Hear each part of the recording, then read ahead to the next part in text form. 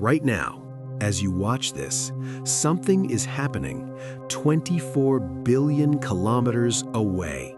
A machine the size of a small car, launched before most of you were born, is still moving, still alive, still whispering back to Earth. But that whisper is getting quieter every single day. And somewhere out there, in the absolute darkness beyond our solar system, Voyager 1 is approaching its final breath. The last signal is coming, and when it arrives, no one will be ready for it. In 1977, humanity did something extraordinary. We threw a golden record into the cosmos, a message, a memory, a piece of ourselves, and we called it Voyager. It felt like hope. It felt like we were reaching out to the universe with open hands.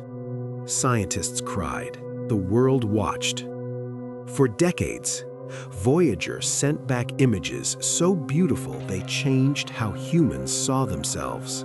Jupiter's storms, Saturn's rings, Neptune's blue silence. It was the greatest road trip ever taken. It felt infinite.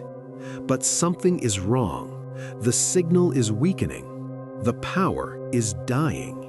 And soon, very soon, Voyager will cross a threshold from which no communication ever returns. Here's the problem. Voyager runs on nuclear power, a slowly decaying battery that loses roughly 4 watts every year. 4 watts, less than a night light.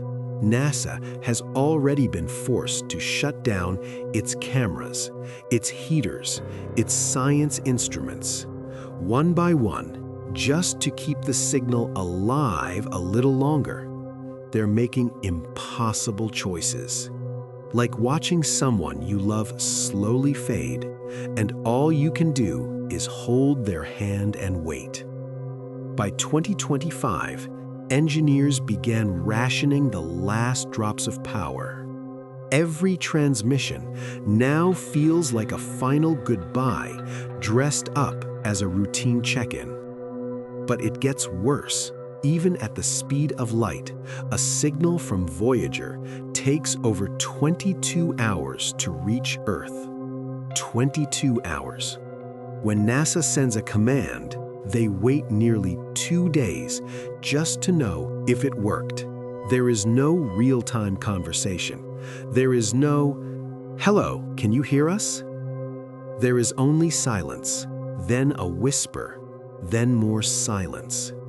Voyager is so far away that it exists in a kind of communication purgatory. Alive but unreachable, present but already gone. And this is where things change. Voyager has already left the solar system. It crossed into interstellar space, the void between stars, a region so hostile, so empty, so cold that no human concept of loneliness can touch it. The temperature out there hovers near absolute zero. There is no sun, no warmth, no light source within trillions of kilometers.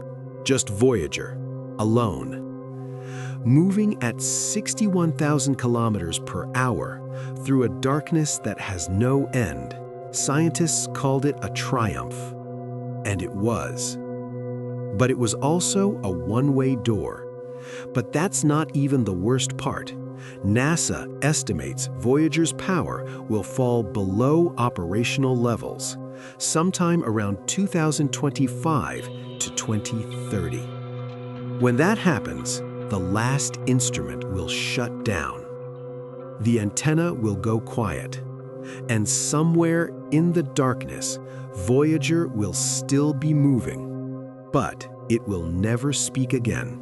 The last signal will arrive on Earth, be recorded, be analyzed. And then, nothing. A machine humanity, built with its own hands will become a ghost drifting silently through the Milky Way for billions of years, carrying our golden record, our voices, our music, our heartbeat, into a universe that may never find it.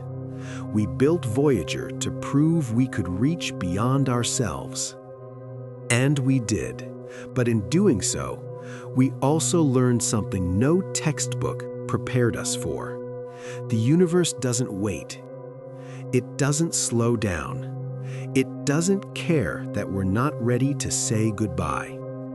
That last signal won't just be the end of a mission.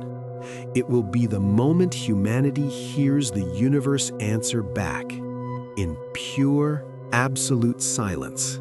And maybe that silence was always the only answer we were ever going to get.